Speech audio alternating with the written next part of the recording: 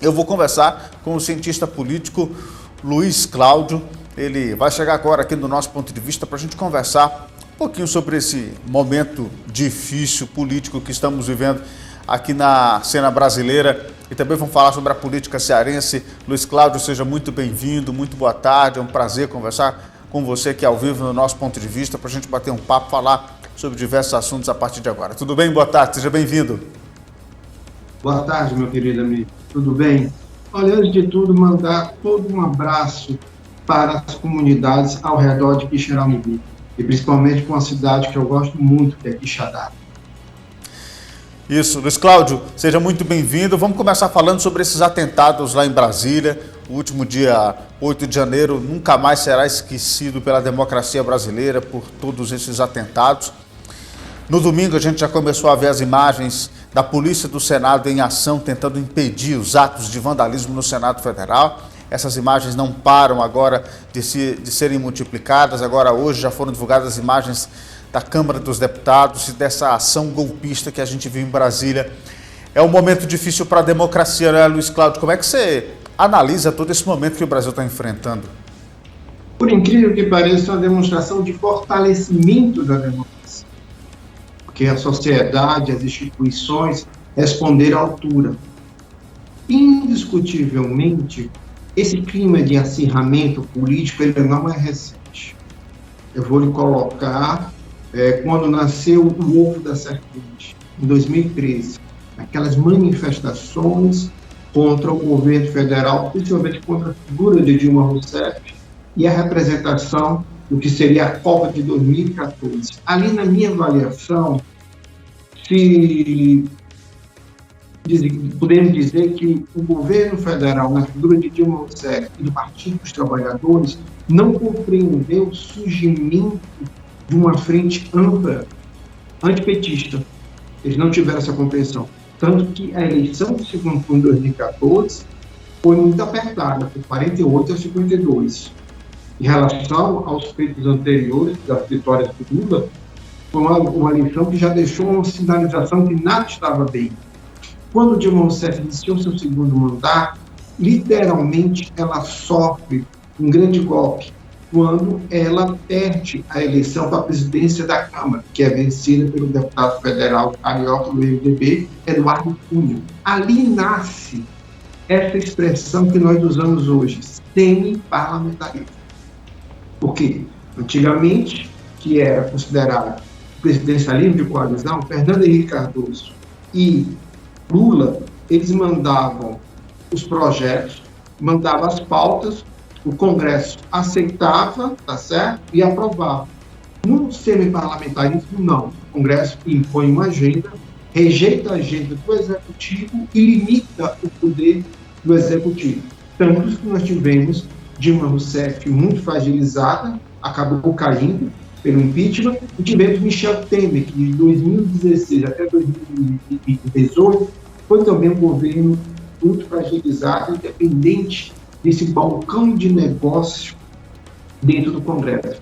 É que alguns jornalistas, analistas políticos, chamavam de nada mais, nada menos do que parlamentarismo de negociação. Lula sofre agora nesse aspecto, porque herdou no final do governo de Jair Messias Bolsonaro, um Bolsonaro muito dependente do Congresso, e principalmente da Câmara, na figura do Arthur Lira. Então, o que nós estamos assistindo? Estamos assistindo o Lula chamando o Arthur Lira para uma negociação, tá certo? Na qual ele não vai impor uma agenda de goela abaixo. Isso não vai acontecer, telespectador e ouvinte. Isso não vamos ter essa praxe.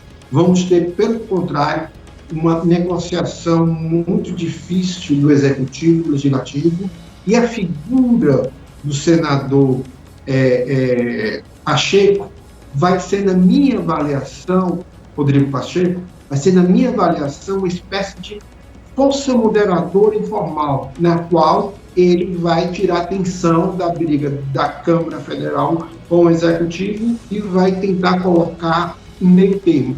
Ou, uma linguagem mais simples, um primeiro-ministro informal.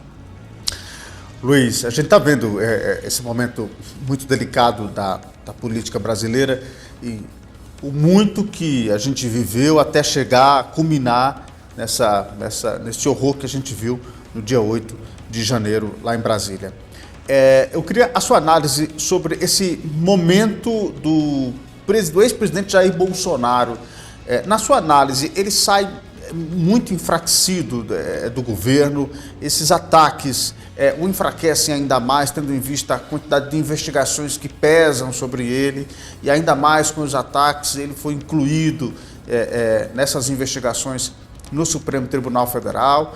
Parece que o procurador da República, Augusto Aras, resolveu despertar e começar a processar alguns dos bolsonaristas. Como é que você vê essa situação política hoje do ex-presidente Jair Bolsonaro? Vamos por etapas. Quando termina o segundo turno, de uma eleição acirrada, 49% a 51% dos votos, o que nós assistimos? Assistimos desaparecimento da figura do presidente Jair Bolsonaro. Literalmente, de novembro e dezembro, ele se abstém das mídias, fala muito pouco nas redes sociais. Mas isso é uma estratégia política e eleitoral. Por que eu falo isso? Porque ele deixa a figura de Lula com mau pau. É como se Lula tivesse antecipado o seu mandato. Você tem uma ideia, hoje no Brasil, muitas pessoas já acreditavam que o Flávio Dino, atual ministro da Justiça, já tinha assumido no ano passado. Tamanho número de falas dele sobre algumas questões de manter a ordem no país. Um segundo fato precisa ser esclarecido. Quando Lula toma posse, em um determinado momento da sua fala, você vê uma parte da multidão de gritando, não vai ter anistia. Então já é uma sinalização que tanto o polo Lula petista como o polo liderado por Jair Messias Bolsonaro não tem interesse de interlocução. Só que, a partir daquele momento da posse, do dia 1º até o dia 8, foi sinalizado que iria uma multidão ao Brasil. O Serviço Nacional de Inteligência, o Ministério da Justiça, o governador de Brasília sabia disso. O secretário agora, que está preso, também sabia disso. Todo mundo sabia que não ia terminar bem. Então, eu acho que houve omissão de várias partes, tá certo? E houve um interesse, na minha avaliação, de que houvesse essa quebradinha. Isso, na minha visão, é algo que nós precisamos aprofundar muito, porque nós podemos até descobrir interesses do governo federal para que isso acontecesse. Eu não estou aqui repetindo uma fala bolsonarista ou uma intenção de criar uma teoria da conspiração, não. Porque as imagens, os fatos demonstram que a facilidade com que essas pessoas entraram, lógico, houve ali não só ajuda, como também omissão de entidades e representantes da lei. Sem dúvida, sem dúvida. E a cada dia que passa, a quantidade de imagens que são vistas, e o próprio presidente da República dizendo que estava convencido de que a porta do Palácio do Planalto estava aberta para esses invasores, né, que depredaram o prédio do Palácio do Planalto. Isso traz mais luz a tudo isso que a gente vem conversando. Ô, Luiz Cláudio, isso também implica numa relação assim, bastante, por parte do presidente da República, de maior proximidade em relação aos outros poderes do que até mesmo tinha o próprio presidente da República, Jair Bolsonaro, o ex-presidente. Ele criticava muito, em alguns momentos ele chegou a xingar ministros do Supremo Tribunal Federal, ele chegou a ter momentos de rispidez muito grandes com a Suprema Corte. Não por isso o Supremo Tribunal Federal foi um dos mais atacados nesse ato do dia 8 de janeiro. E o Lula já faz movimentos diferentes, né, de proximidade com os três poderes, vamos dizer assim, né? Ele já vem mais manso, como diz no popular, né? Tanto com o Congresso Nacional quanto com o Supremo Tribunal Federal. Isso demonstra que o país está se aproximando de viver a chamada harmonia entre os poderes, ô Luiz Cláudio? Antes de tudo, eu quero parabenizar pelas suas colocações, certo? Concordo com todas elas. E vos digo mais, primeiro ponto mais importante, esse ato do dia 8 de janeiro, em alguns aspectos, salvou o presidente Lula. Porque ficava muito comprovado que não havia um projeto de governabilidade ou administrativo. Você se lembra que na primeira semana o ministro do Trabalho e o ministro da Previdência falaram em revogar as novas leis trabalhistas, tá vendo? Tanto que o presidente, o ministro Fernando Haddad, o vice-presidente e os ministros da Indústria e Comércio, Geraldo Alckmin, interviram, certo? A reforma fiscal foi abordada por Simone Tebet e por Geraldo Alckmin, não foi abordada por Fernando Haddad e o governo federal lulopetista. Então você nota que existe duas almas dentro do governo federal. Uma divisão mais liberal, tá certo? De relocamento do papel do Estado na sociedade, e outra mais ligada ao Partido dos Trabalhadores e ao próprio Lula, de intervenção maciça do Estado no cotidiano do cidadão comum. Tirando isso, nós estamos assistindo o quê? A próxima eleição da Câmara e do Senado. Eu acho muito difícil alguém tirar o Arthur Lira. Eu acho que ele vai retornar à presidência da Câmara Federal. Do outro lado, o senador Rodrigo Pacheco também caminha para se tornar de novo presidente do Senado. Só que há um detalhe: aquela posição do Rodrigo Pacheco mais neutro em relação a alguns posicionamentos do Jair Bolsonaro, em alguns momentos ele enfrenta o Jair Bolsonaro, você não vai ver agora nesse momento. Por quê? Porque, na minha avaliação, o Rodrigo Pacheco vai tomar uma dimensão maior do que o Arthur Lira.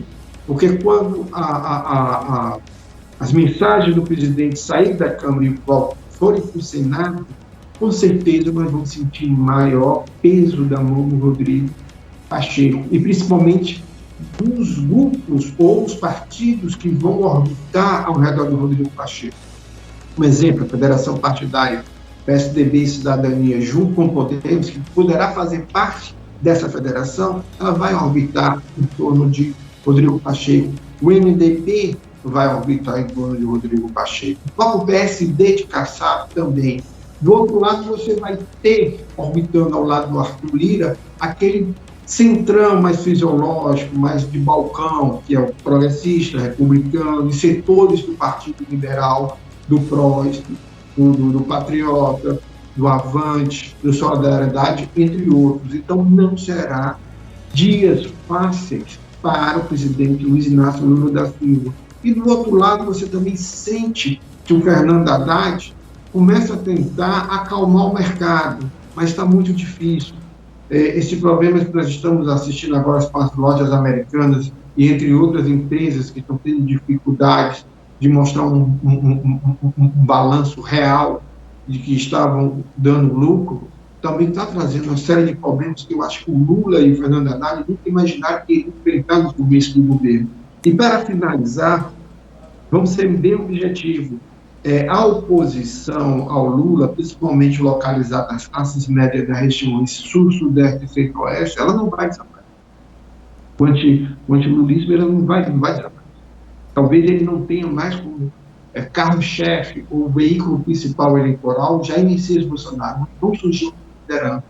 E nós vamos sentir essa questão quando vier as votações nos congressos, que eu acho que, na minha avaliação, nós não teremos mais manifestações desse nível do dia 8 de 1, em termos de violência, mas nós vamos ter, sim, manifestações contra o governo federal e manifestações de defesa de interesse.